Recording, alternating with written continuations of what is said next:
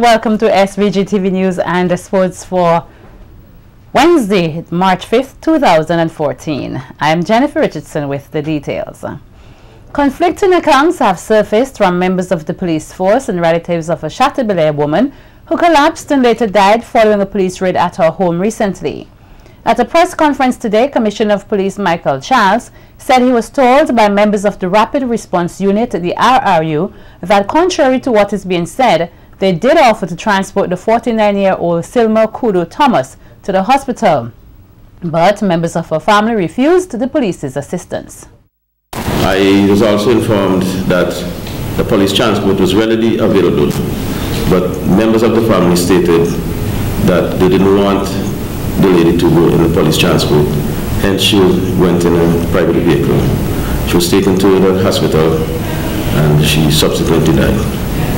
It's a most unfortunate incident, and here and then I would like to, on behalf of the Commissioner of Police and other members of the Royal St. Vincent and Grenadines Police Force, to extend my deepest condolences to the family. Commissioner Charles added that during the raid, substance resembling that of cannabis was found in the woman's home. With regards to that incident, I know the police from the Rapid Response Unit went to Chateaubelair to execute a search warrant in respect of controlled drugs. And during the search, substance resembling that of cannabis was found, and the same was shown to the occupant of the house. Immediately, according to the police present, she fainted. Steps were made to revive her.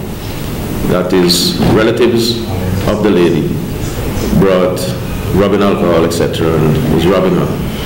And she was then assisted in a transport. On Tuesday, opposition MP for the area, Patel Matthews, called on the relevant authorities to conduct an investigation into the circumstances surrounding the matter, claiming it was police harassment which caused the woman to collapse and later died, a claim which the police commissioner refutes. And the top brass of the SVG police force says from all observations he is totally satisfied with the security provided at the Belle Isle Correctional Facility. Commissioner Charles was at the time responding to members of the media who questioned the facility's security following the recent escape of 2 inmates. Security at Belle Isle is always 100%. With regards how someone escaped, that's beyond me. And that's why an investigation is on. A reference book on the practice and procedure of the criminal law here was launched earlier today at the police headquarters, where copies of the publication were handed over to the police. The booklet was prepared by the soon-to-be-launched SVG National Prosecution Service, edited by Crown Counsel Tameka Mckenzie. Mckenzie said that with her experience at the serious offences, magistrate and family courts, she realized that in a lot of the charges coming to these courts, the elements of the offences were not properly established from the investigations. Hence, she thought a book publication which speaks specifically to the offence will be needed. For example, burglary, there were charges of burglary, and there was nothing that pointed particularly to anybody having seen the defendant having gone into the house, yet the defendant was found with property. So I would have thought that maybe since we have no evidence to back a burglary charge, a handling charge might have been more specific. She says the publication contains the most common offences and the elements of each offence. So police officer, the idea is a police officer, each police officer would have one of these as a reference point.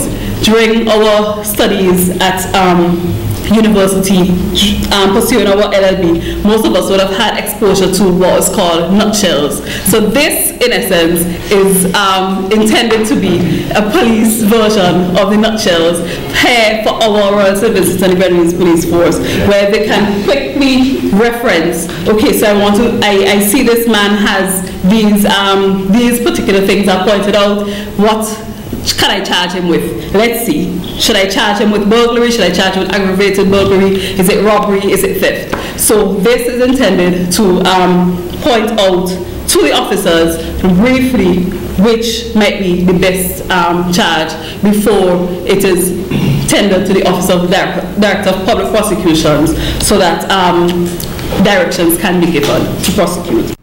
According to the Crown Counsel, there are guidelines to powers of arrest which will serve members of the police force well. What does the judge's rule say pertaining to the officers having arrested somebody? How long can they stay in custody before a charge is laid? We also have hearing things where the officers can, while they're questioning suspects, what should I look for? Say, for example, a person says, I wasn't here. So, in essence, what that person's trying, it wasn't at the particular point in time. What he's trying to say is alibi. He has an alibi. He was somewhere else. So, what is contained herein as well?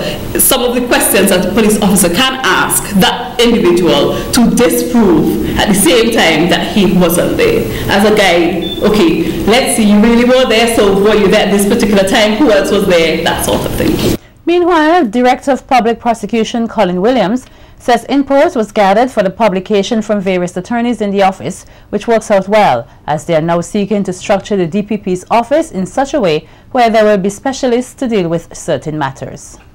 Of course, while each person might prosecute the range of offenses within the department itself, we have an understanding as to, okay, if we are dealing with certain kinds of matters, if we are dealing with property offenses, tend to channel it in a particular area. If you're dealing with money laundering, which direction it would go, offenses against juveniles and females and so forth, where it would go. So what we have had is the input from these various specialists then, it is firearm offenses and so forth. So each person would have had an input.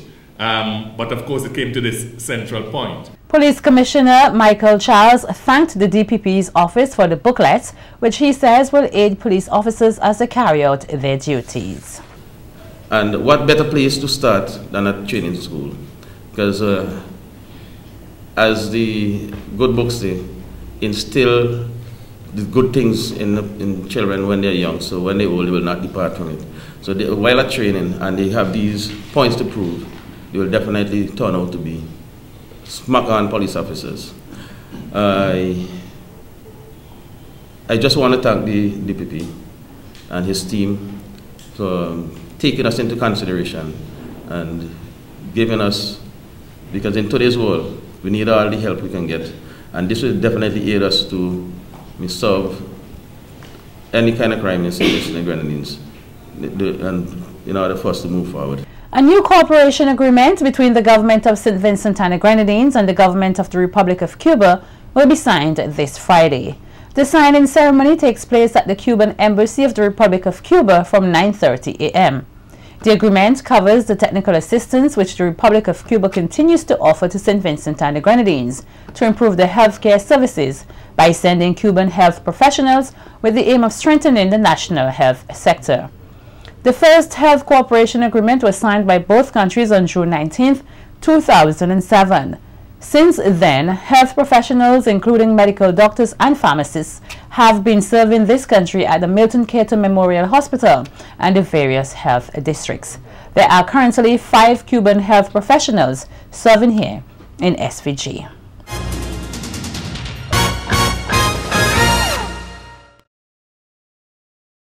The introduction of the new electronic passport, e-passport, is set to have a price tag of 9.24 million Eastern Caribbean dollars. Speaking at the launch of the e-passport on Tuesday at the new immigration headquarters in Kingstown, Minister of National Security and Prime Minister Dr. Gonsalves spoke of the overall cost to facilitate the project, explaining that some $3 million have been spent for the purchasing of the building, which now houses the electoral and immigration departments. To refurbish up here, we had to pay HLDC $536,500. That's the refurbishment cost up here. The furnishings is $26,895.98. To purchase the e-passport system and books, and the contract is for 3 years, as I said before, 3.4 million US or 9.24 million EC, making this project $6.46 million.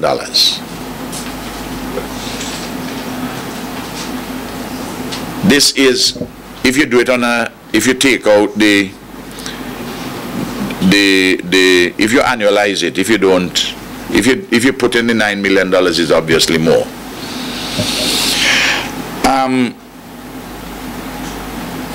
Because we just put 1 year's money in it.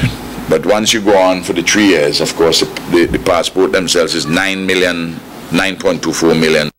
Minister Gonsalves also states that the new passport will be issued under 3 categories, having a lifespan of 5 years for children under the age of 16 and 10 years for adults. This new passport, we are going to have, the ordinary passport will be green, the official is blue, and the diplomatic is burgundy. Cabinet has accepted, has made the following decisions. In St. Vincent, a 10-year passport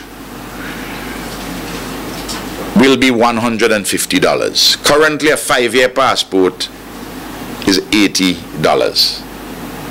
So that, in fact, when you get a 10-year passport, it's cheaper because you are having now for 10 years rather than 5 years. And for children, $80 EC. Meanwhile, Dr. Gonsalves says the issuance of the new e-passport is in keeping with the International Civil Aviation Security Resolution number 1624 of 2005. We, as citizens of this country, we should be very proud of this achievement, that we have the additional assurance that we have a very secure travel document in line with the highest international standards established by the International Civil Aviation Organization. That's what we are doing here today. The security minister says he is confident that the issuance of the new e-passport will make it even more challenging for criminals and other elements to breach the security of the passport. Moreover, Prime Minister Gonsalves challenged Vincentians to take better care of their passports. We are not taking care of our passports, perhaps because we don't charge enough for them. Incidentally, our passports here in St. Vincent are far cheaper than in Canada and in the United States of America. I want people to get that point. The St. Vincent and the Grenadines Coalition of Service Industries, SVG-CSI, has a new board of directors. The new board was elected at a special general meeting of the SVG-CSI, which took place at the Ministry of Telecommunication Conference Room on Tuesday, March 4th, 2014. Fitzroy Glasgow was re-elected president. The other members of the new board of directors are Orandi Bumani Charles, vice president, Zita Barnwell, secretary, St. Clair Stapleton, treasurer. 5 sector-specific representatives, Dr. Rosalind Ambrose, Monique Arthur, Fiona Peer, Ellsworth Richards, and Bartholomew Tubbs Kwame, and Bernard Joseph, public relations officer. Tuesday's meeting was the second gathering for stakeholders in the services sector in St. Vincent and the Grenadines. The St. Vincent and the Grenadines Coalition of Service Industries, which was launched in 2008, is the representative body of local services organizations and providers. A benefit concert will be held on Friday evening in Sandy Bay, featuring international recording gospel artist Bridget Blucher. The concert is organized by the Reach Out and Touch promotion in Sandy Bay. Coordinator Jason Derrick told SVG-TV News it is important that persons come out and patronize the concert being held under the theme Enlightened to Reach Out and Touch. Where we know that where 2 or 3 are gathered in the midst, that God is there to bless, and we need that reassurance that Christ is still there for us, and He has His disciples that would make that, you know, that show you the way to salvation. And as Sister Bridget does very often, yes, be there at this concert. We're inviting you one and all. This goes to award the costs. We also have proceeds going to a teacher, Mr. Kenny Cyrus, who has to do a dialysis because of this kidney issue that he has, and we're taking this opportunity also to appreciate one of our young woman in the same community, Mistress Lydia Mattis. She has the bone cancer. Yes, so we are taking the opportunity also to appreciate her. We have her as an honorary. We give her plaque and that sort of stuff. The start time will be at 7, but at 6 we will have the meet and greet aspect where you can come, you can get your CDs bought, you can have and signed, autographed by the evangelist herself, you can have your pictures taken, you can have your time to talk with the evangelist, that sort of stuff. Evangelist Bridget Blucher, who will be the featured artist at the concert, says she is happy to be on board with the event and that she is particularly intrigued by the theme. Reach out and touch, and you have to be enlightened to reach out and touch. You can be enlightened, but you don't want to touch. But when you reach out and touch, you're not just living for yourself, you're living for others. And I like the fact that they're recognizing folk in the area that needs help. We need, we're here for each other, so we do what we can. So I sort of adjust the schedule to be with Jason. Funny enough, when I get these appointments, I pass them through management. This one I figured, let me handle this one. Even I catch a little bit of heat for doing that, because I heard the need, I understood the need, and to everyone in the Wynwood area who thinks that it was a promotion to say that I would be there, and I am here in living colors, and by God's grace we are going to be there because we need at such a time to reach out and touch each other. Blucher says her anticipation for the concert is high and that she's also looking forward to meeting a number of persons there. Atmosphere in itself, we know we need each other prayer. We need to stand hand in hand. It's not about just popping in there, singing a few songs, but the needs of the people. You feel, so you want to be there. And I'm glad I'm going to have an opportunity to just meet and talk with folk. I just don't like going and play, sing and leave, but you get some time to interact. Sometimes all a person want to say, your song blessed me, or you want to say thank you for supporting my ministry. And I basically want the Lord to move mightily. There's such an expectation in me. I cannot describe it, but there's an expectation, if I may say so myself. Other artists performing at the concert are Kiweli Cordis, Michael Batiste, Ronnie Richardson, among others. The Sophisticats Theatre and Performing Arts Group yesterday premiered its first play entitled Pirates of St. Vincent and the Grenadines at the Peace Memorial Hall. Head of the Sophisticats Group, Jamaican Horace Peterkin, says having been involved in the hotel and cruise industry for over 40 years, his mission is to help out with the underserved needs here in St. Vincent and the Grenadines. Peterkin, who is the narrator of the play, says it will soon be available to the hotel and cruise industry as one of the packages tourists can enjoy while in St. Vincent and the Grenadines. We get a lot of cruise ship visitors. Well, not a lot, relatively speaking, because St. Vincent is so beautiful, St. Vincent and the Grenadines. When I worked in Palm Island, I've never seen waters as spectacular. I only seen magnificent shades of blue. Pardon me if I talk a little bit, right? But this place is beautiful, but you really don't take full advantage of it, right? So I'm going to help you do that. Here is an excerpt from last night's presentation. For my special announcement. As he says that, there is a sound of cannon fire.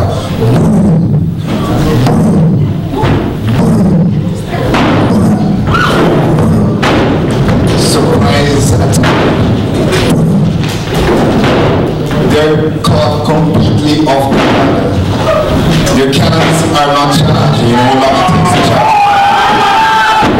The pirates are under. It's the English pirate. And of course, the governor, who is a little bit of a coward, is on the table. But he's supposed to at this point raise the flag, the handkerchief. He forgot his handkerchief. In surrender. And they're all arrested. And the French governor is brought in the front of the stage because he has to face the music. And Minister of Tourism and Culture, Cecil Sesmaki, commended the producers and organizers of the event adding that St. Vincent and the Grenadines is blessed with talent across all sectors. We see it in sport, we see our potential in agriculture, we see it in culture, and we see it in tourism. St. Vincent and the Grenadines, arguably, we have the most varied tourism product in the entire region.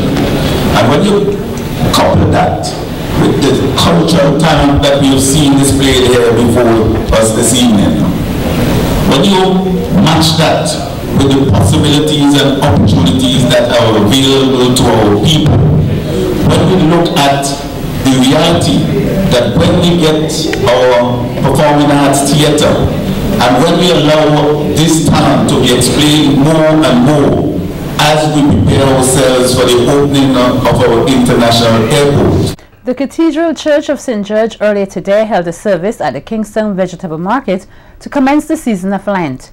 Reverend Patrick McIntosh described the service as an explorative theology to give persons a better understanding of the church and for them to participate in the church's affairs.